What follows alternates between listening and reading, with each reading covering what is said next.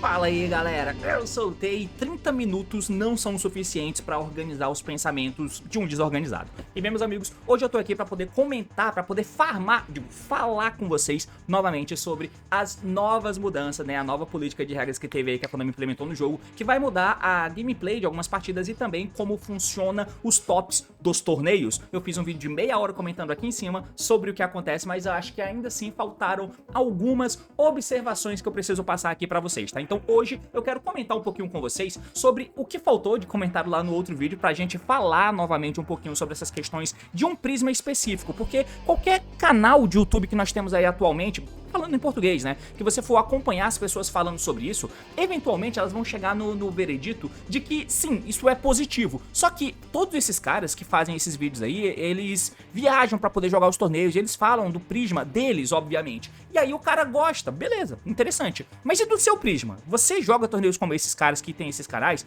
Você joga torneios como eles? Você vai toda semana, você tá viajando pra fora do país pra poder jogar um torneio? Obviamente você não está. Eu não tô dizendo obviamente não, né? Mas muito provavelmente você não está, porque você é um jogador muito mais parecido comigo do que com eles. Então, na nossa perspectiva, isso é interessante. Eu quero comentar um pouco disso com vocês, e também esse vídeo aqui vai ser ponte pra gente falar sobre o palpite de banlist, porque essas regras, elas precisam impactar na banlist. Caso contrário, eu acho até a parte boa dessa nova regra ruim. Vamos acompanhar porque o assunto é esse, partiu, então vamos lá. Então, só recapitulando rapidão aqui, né, saiu as novas políticas da Konami aqui, onde os dois grandes principais pontos as partidas dos suíços, que eram 45 minutos, mudaram para 50 minutos, tem o double loss, né, então a partir de agora não existe mais empate. Quando chegar, a gente tinha a regra, né, de que quando chegava no final dos 45 minutos, o jogo simplesmente checava quem tinha mais vida. Quem tinha mais vida ganhava aquele game, e a partir daí tinha assim um vencedor da match. Eu ganhei o game 1, você ganhou o game 2, e agora no game 3, quando acabou o tempo, você tinha um ponto de vida a mais do que eu. Você ganhou essa partida. Agora, se quando chegasse no final do tempo, nós dois tivéssemos a mesma vida, o jogo ficaria empatado. Agora isso não existe mais. Agora os jogos esticaram para 50 minutos e tem o double loss. Chegando no final do tempo, se não tiver um vencedor claro nas partidas do suíço, ambos perdem, não tem mais empate, tá? Isso vai ajudar nos tie-break lá no final, na hora de fazer a questão do top e tal, e é claro que isso já gerou automaticamente uma confiança na comunidade de que, não vai ter troll que vai ficar, porque vai ter alguns catarrentos que vão pensar, tipo, mano, eu não vou topar, então você também não vai, eu vou jogar até o final aqui pra eu te levar junto. Em contrapartida, eu posso ser um cara que tá só indo jogar um torneio, e aí eu caí contra um pro player, mano, E aí nesse torneio, eu tô jogando, o jogo tá grindado e tipo assim, mano, eu viajei de um outro lugar pra poder jogar esse torneio, eu só jogo esse torneio específico, eu quero jogar tudo até o final, tá ligado? Então eu vou jogando, o cara tá na minha frente, ele tá em vantagem, mas, mano, eu vou tentar jogar aqui e tal, na perspectiva dele, vai parecer que eu tô enrolando, na perspectiva dele, vai parecer que eu tô tentando puxar o pé dele. E se esse cara for um pro player, principalmente se ele for um pro player conhecido, que tem canal e tal, pode ter certeza que os caras vão começar a te aliciar, falando, pô, mano, vai aí, cara, quita logo, você tá vendo que você já perdeu. Irmão, você não tem ideia que eu gastei o meu salário inteiro pra poder vir jogar esse torneio aqui, tá ligado? Que você joga toda semana. Eu viajei, eu gastei todo o meu dinheiro que eu tinha pra jogar esse torneio aqui, tá? Você não tem ideia de quanto que eu tive que gastar pra montar esse deck. Eu quero jogar até o final de cada jogo meu. Essa perspectiva é válida pra você? Faz sentido? Eu pareço um catarrento por pensar assim? Eu acho que não, e eu acho que quem pensar assim também não é catarrento, tá? Mas eu entendo que vai gerar raiva em alguns pro players que vão jogar o torneio, e vai parecer que um caba desse tá querendo arrastar o pé dele. Mas eu tô te contando agora a perspectiva de um jogador mediano, um jogadorzinho casual como eu. Isso é o que eu pensaria, tá? E aí se o cara viesse com, pô, mano, que tem logo? Cara, eu ia ficar com vontade de dar um burro na cara desse maluco. Porque eu entendo que se o jogo não acabar, eu vou foder a vida dele. Mas, meu irmão, deixa eu jogar o bagulho que eu gastei economias da minha vida pra poder jogar, beleza? Tá bom? Então tá. Enfim, tem essa questão que é um problema, tá? Mas que também pode ser, se essa regra, ela vai tentar estabilizar o jogo no cenário em que as coisas funcionem, tá? Então no cenário em que as coisas funcionem, ninguém vai querer ficar enrolando o jogo, porque não vai chegar no momento em que você vai ganhar no tempo. Por esse motivo não vai. Então, tipo, pra benefício próprio nesse sentido não vai ter, pra que eu enrole e ganhe no tempo no final. Tranquilo? Então eu só queria deixar claro essa perspectiva aqui do jogador mais casual, e que se o jogo for rodar no pace natural, mano, essa questão do cara levar os dois pro buraco vai acontecer muito menos do que parece, tá? Isso vai ser muito mais um ponto fora da curva. Muito mais um ponto fora da curva do que a regra. Eu sei que pode parecer um cenário catastrófico, mas não vai ser não, tá? Porque os jogos vão ter um pace mais natural e 5 minutos a mais, cara, vai ser difícil que alguém enrole tanto a ponto do cara ambos perderem porque alguém ficou enrolando. De verdade, de verdade. Porém, se isso eventualmente acontecer, basta acontecer uma vez pra fuder o teu score, porque aí entra a segunda regra, que agora todo torneio tem cut pra top 8 apenas, né? Todo torneio só tem cut direto pra top 8, não tem mais top 2, nem top 564, nem nada do tipo. Enfim, e aí entra nessa segunda parte que eu quero comentar um pouco com vocês também. E essa parte, inclusive, teve alguns comentários lá no outro vídeo que eu postei, dizendo que, cara, a Konami tá querendo fazer tipo um apartheid, saca? Que ela tá querendo dizer, olha só, o Yu-Gi-Oh! É pra pro player, tá? Você quer ficar nesse mundo, é pro player, tá? Beleza? Pro player, pois é. Porque se você só tem a partida aqui, agora, todo torneio só tem top 8, e eles aumentaram os rounds em 3 rodadas de todo o torneio, né? Então, você tem uma quantidade de jogadores, teriam 9 rounds, agora teriam 12. É bom, porque aí quanto mais suíços, mais fino fica o filtro pra que você consiga ter um bom resultado no final, e só os 8 melhores é que topam. Teoricamente, isso é um resultado inquestionável. O problema pro jogador pro é que aí vai ter muito empate do X2 pra topar, então imagina que teve um cara que fez X0, teve 3 caras que fez X1, isso já são 4 vagas, mas teve 10 que fez X2. Se teve 10 que fez X2 e 4 vagas já estão ocupadas, desses 10 que fizeram X2, só 4 deles vão entrar direto no top. E os outros 6 que também fizeram X2 vão ficar fora, por qualquer critério que a Konami use pra poder filtrar o bagulho, sabe? E isso vai ser extremamente frustrante pra quem ficar fora. Eu vi muitas pessoas falando que tem no Pokémon, todo torneio é assim, só que se eu não me engano no Pokémon tem o tal do top assimétrico, eu acho que esse é o nome, em que todo mundo que fez resultado suficiente pra topar, por exemplo, um X2, por exemplo, tem a chance de topar. Então, nesse exemplo que eu dei, do top 8, que é quem topa de fato, um fez X0, 3 fizeram X1 e 10 fizeram X2 e só tem espaço pra 4, então esses 10 que fizeram X2 vão duelar, eles vão jogar. Eles vão jogar pra ver quem é que topa, tá? Porque você tem a chance de topar, você fez o resultado suficiente pra ter a chance de topar. Então você vai quase que pra um mata-mata antes de entrar no top 8, entendeu? Então você vai jogar mais partidas ainda pra poder chegar no top 8. Enfim, essa é a regra que existe no Pokémon. No TCG não existe, não vai existir no Yu-Gi-Oh! Então eles importaram de um jeito em que vai frustrar alguns jogadores competitivos. Porém, o que é importante aqui é a consistência que é necessária pra você poder chegar num resultado positivo dentro do torneio, pra conseguir fazer top 8. Você tem que ser muito bom, muito bom, muito bom, e torcer pra não ficar X2, pra não ficar fora só porque sim, por causa da ordem alfabética do teu nome, sei lá, algum critério idiota como esse. Isso é frustrante pro jogador competitivo, mas por outro lado vai incentivar você a jogar muito melhor. Porém, aí entra a questão de que acaba sendo traçada uma linha em que você, jogador médio, não vai mais topar. E isso faz parecer cada vez mais que a Konami tá querendo elitizar o jogo. Eu não sei se elitizar é a palavra correta, mas olha só a sucessão de acontecimentos que rola. Nós temos aqui, por exemplo, o anúncio da Mega Team. A Mega Team do ano passado já foi catastrófica. Eu fiz um vídeo aqui em cima que você pode me acompanhar. E a Mega Team desse ano parece ser exatamente igual, tá? Então, tá aqui a Mega Team, que é simplesmente o suporte das cartas da temporada que a Konami compila e solta e dá o reprint dela, ou seja, cartas da temporada, que são cartas relevantes, que até então eram caras, passam a ficar mais baratas. Desde que a Konami queira que fique. Como que ela quer que fique? Reprintando de um jeito interessante. E aí, como que aconteceu? Ela solta aqui uma quantidade X de cartas comum, beleza? Você pode ver que tem o Malice, Mermeio, o Ryzel, que são cartas de fato interessantes, mas são cartas marcadas pra morrer. Lembre-se disso, tá? De decks marcados pra morrer. Puppet e tal, nada de útil, nada demais. O Assault Synchro é interessante, mas vai ter um Structure Deck de Synchron, que talvez esse bicho até venha. Então, de verdade, nada de muito que vale a atenção. Se você olha para as Ultras pode ter algumas cartas interessantes aqui, cara. As Ultras pode ter algumas cartas interessantes que pode baratear de fato alguns decks. Por exemplo, o Memento é um deck em que as cartas que tiveram suporte lá, que tiveram reprint na Bonanza, ficaram caras. As cartas que não tiveram reprint lá, como o Chuchuco, que aumentou pra caralho de preço, o Cavalo e o Blade não tiveram reprint na Bonanza, então eles passaram a ficar caros. Então o reprint deles aqui é interessante, tem algumas cartinhas aqui e tal, mas o ponto primordial são essas cartas aqui, ó. Porque aqui nas Prismatic Secret Rare é onde eles colocam as cartas boas de verdade, as cartas que teoricamente dariam valor pra lata.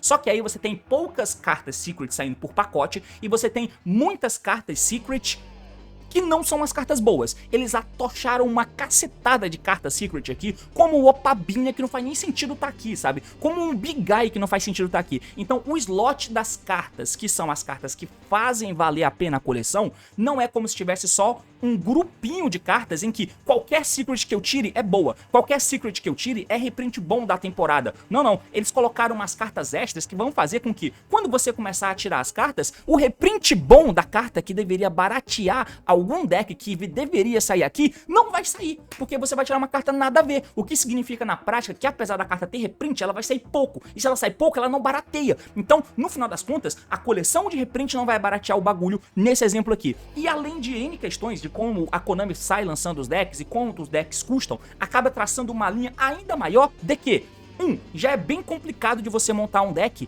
de fato, muito bom pra você poder jogar o torneio. Eu entendo que tem toda aquela questão do...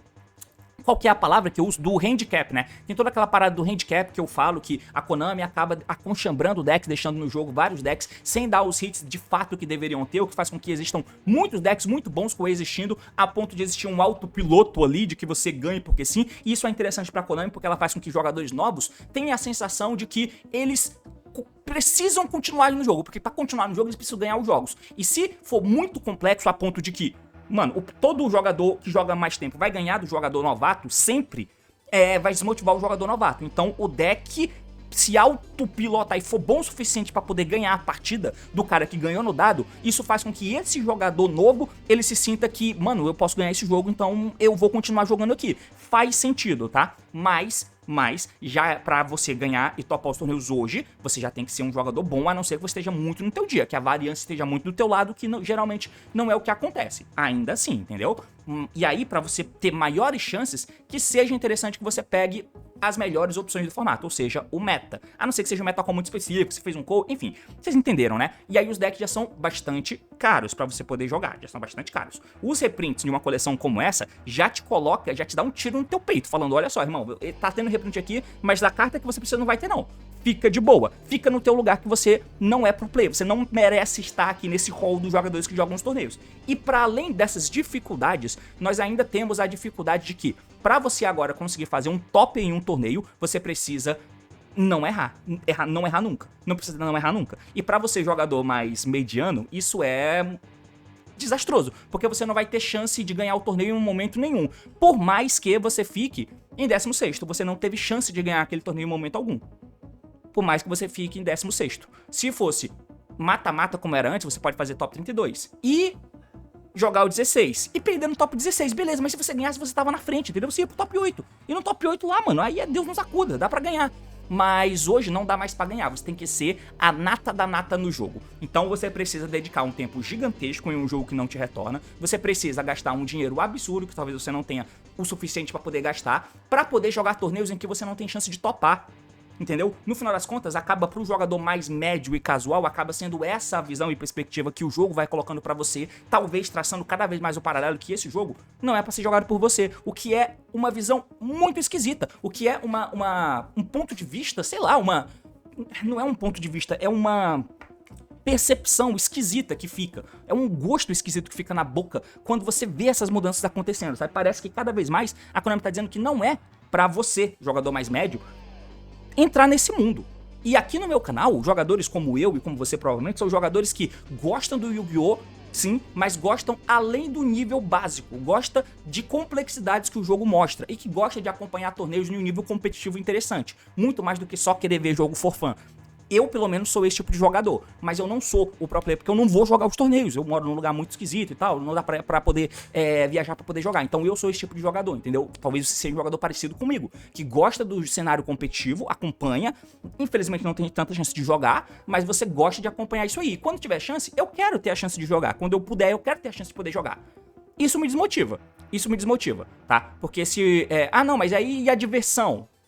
Tudo bem, mas eu até fico um pouco puto quando o vagabundo vai comentar ali sobre eu vou jogar o torneio, mas a parte mais interessante do bagulho é a resenha. Caralho, irmão, você não tem amigo, não é possível. Não é possível que você precise de um grupo onde você tem que gastar milhares de reais pra poder ter um deck, milhares de reais pra poder viajar, poder jogar um torneio, pra aí sim você ter a resenha. Caralho, mano, não é possível. Eu tenho um amigo na minha cidade, mano. Eu não quero viajar pra São Paulo, do Tocantins pra São Paulo pra eu ter a resenha com a galera, porque essa é a parte boa do torneio. Não é não, irmão. Eu quero jogar o torneio. Eu vou jogar o torneio. E eu quero ter chance no torneio, entendeu? Essa parte boa. Essa é a parte interessante. Independente. E pode ser o Gohan na frente do Majin Buu, tá ligado? Eu com a percepção completamente distorcida da realidade. Pode ser isso. Mas não tô nem aí. Eu quero ter essa percepção. Eu quero ter essa sensação em minhas mãos. Essa sensação não estará mais nas minhas mãos, entendeu? Isso é esquisito. Mas na perspectiva do jogador mais casual como eu e você, é mais ou menos isso que eu tinha pra falar. E pra completar agora, só pra poder fechar o assunto do vídeo, fechar esse assunto pra eu não comentar mais, pelo menos não tendo um vídeo específico falando sobre ele, é o seguinte, golada no café antes que esfrie. Do ponto de vista competitivo, isso é bom, como eu já falei um monte de vezes. Competitivamente falando, isso aqui é bom, tá? Exceto com essa parte do empate do X2. Essa parte do empate do X2 foi horrível, tá? E vai ser muito frustrante, agora falando da perspectiva do pro player. O pro player treinou pra cacete, ele, porra, quebrou meta, desenvolveu técnicas e tal, mas ainda assim, mano, aconteceram coisas e o cara fez X2, o que não é um resultado ruim, é um resultado bem bom mesmo. E aí acaba que ele empatou com outro jogador X2 e ficou fora, porque sim. Isso vai ser frustrante pro pro player, tá? Mas, agora, entrando na parte de que, de fato, o top de um torneio hoje vai ser, depois disso, né, vai ser muito mais meritocrático, digamos assim. Os jogadores que chegarem nesse top vai ter uma aura muito mais forte, sabe? Vai ter um bagulho muito mais foda em volta do jogador que topar, porque o caminho é mais difícil, é mais seletivo. Então, e a variância diminui. Quanto mais rounds, menor a variância, mais a variância diminui. E, para isso dar certo, nós precisamos ter pool de cartas correspondente. Nós temos que ter uma pool de cartas que coloquem na mão do jogador, a possibilidade de ganhar ou perder. Não pode ter muitos fatores aleatórios que atrapalhem a tua vitória, que atrapalhem o teu jogo. E aí entra várias questões. Eu não posso ser punido pra perder um jogo de variância porque eu perdi no dado. Então o formato precisa estar de modo em que possam existir quebras de mesa, tá? E ao mesmo tempo você não pode ficar naquele paradoxo ruim de que se eu uso board breakers, o cara consegue dividir a interação e eu perco mesmo assim. Se eu uso hand trap, o cara consegue punir toda a hand trap que eu uso. Então eu vou ter que ficar igual no formato do Mitsurugi e do Malice, que não dá pra dar hand trap no Malice. Eu tenho que comprar o Lancia, se eu não comprar o Lancia, meu Deus, coitado de mim. Se eu não comprar o draw contra o Mitsurugi, meu Deus do céu, até dando fualos, porque as hand trap de 1 pra 1 no colo. Então mesmo dando fualos eu posso tomar o Protoss e perder esse jogo, porque sim, isso não pode existir. Nunca mais. Nós temos que ter dinâmicas no formato que coloquem porque, cara, pra você topar esse tipo de torneio é muito diferente do que você conseguir topar o torneio do jeito que era antes, que você até dava um sopa pro azar assim eventualmente, mas o X2 era garantido. O X1, 2 talvez também, né? Porque é top 32, mano, é gente pra caralho. É claro que o X2 é garantido, né? Até X3, de repente, podia topar, porque você bolhava lá, então dependendo de como fosse, você podia topar. Então, tem uma dinâmica, e aí no top é um bagulho muito mais aleatório, sabe? E aí eu posso ser muito mais explosivo e menos consistente, porque eu não preciso ser impecável no suíço pra topar, era o que rolava antes. Mas se eu pego um deck que é meu bomba, no top essa bomba pode fazer diferença. No suíço eu provavelmente não vou ser o melhor, mas não importa, eu só quero fazer top 32. Esse tipo de abordagem não funciona mais, porque não sendo perfeito, e pra ser perfeito você tem que ter a chance de ser perfeito, ou seja, não pode ser um deck que é muito inconsistente, não pode ser um deck que eu dependo muito de algumas questões, como alinhar os atributos do Vanquish Soul, sabe? Não pode ser algo meio assim. Então, acaba que o formato precisa ser todo moldado em volta disso. A banlist precisa comportar isso. Eu não posso ficar tomando as hand traps, se for um formato de hand trap, elas têm que colar. Não pode ter muita hand trap que vai atrapalhar as hand traps de serem dadas, porque senão começa a ficar meio super trunfo. Por exemplo, Fualos, Chain Ash Block, por incrível que pareça, tá? Por incrível que pareça. Não pode ter uma dinâmica meio super trunfo de que, eu tenho que comprar... Você tá entendendo como é que é o bagulho? Então, tudo tem que ser moldado. Eu já falei sobre os pontos que eu acho no meu negativo, já falei alguns pontos aqui que eu acho no meu positivo, beleza? Mas agora, pra poder, até o ponto positivo, que é o ponto do Edge, dos bons jogadores pros jogadores que não são tão bons, só a nata da nata é que vai conseguir topar, mas até pra isso começar a funcionar de verdade, o formato tem que dar a chance disso acontecer, o formato tem que ser moldado pra isso, a banlist tem que ser moldada pra isso, os novos decks precisam ser moldados pra esse tipo de formato, não dá, pode existir um Tier 0? Pode, mas a mirror do Tier 0 tem que ser absurda, tem que ser skillful, os formatos precisam ser skillful, e tudo que a Konami vem fazendo antes, não era muito isso não, né? É claro que aí esse formato ele é até bom em comparação ao formato anterior, o formato Snake aí era uma bosta, mas vocês entendem, né? O formato anterior do Caxira foi até assim, interessante, depois que o Caxira saiu do jogo o formato ficou ruim, então tem que ser um formato bom, o formato tem que ser bom, tá? Tem que ser um formato bom pra jogar nesses moldes, pra que de fato dê a chance do melhor jogador com o mínimo de variância possível, porque a Konami tá aumentando as rodadas pra diminuir a variância. O jogo tem que diminuir a variância. Então, pra isso, e aí é claro que o edge vai ficar cada vez maior, entende? Quanto mais skillful for o jogo e mais skillful for o formato, maior o edge entre um jogador bom e um jogador médio, um jogador mediano. E como o funil já tá fino o suficiente pra top 8, fica e o formato, se tudo acontecer do jeito que precisa acontecer, que é o formato ser skillful, se o formato cada vez mais precisar ser skillful, ainda tendo top 8, cada vez mais fica impossível do jogador médio topar, mas o formato precisa ser skillful. A pool de cartas precisa apoiar isso e a banlist precisa apoiar isso, entendeu? Se não, vai ser o pior dos cenários, que vai ser variância continuar existindo por simplesmente pool de cartas e você ter um top tão pequeno, sabe? Então, enfim, era mais ou menos isso que eu acho que faltava. Caralho, eu consegui falar 21 minutos ainda, eu sou um bosta, mas é basicamente isso, meus amigos. Valeu, falou e até mais. Tchau.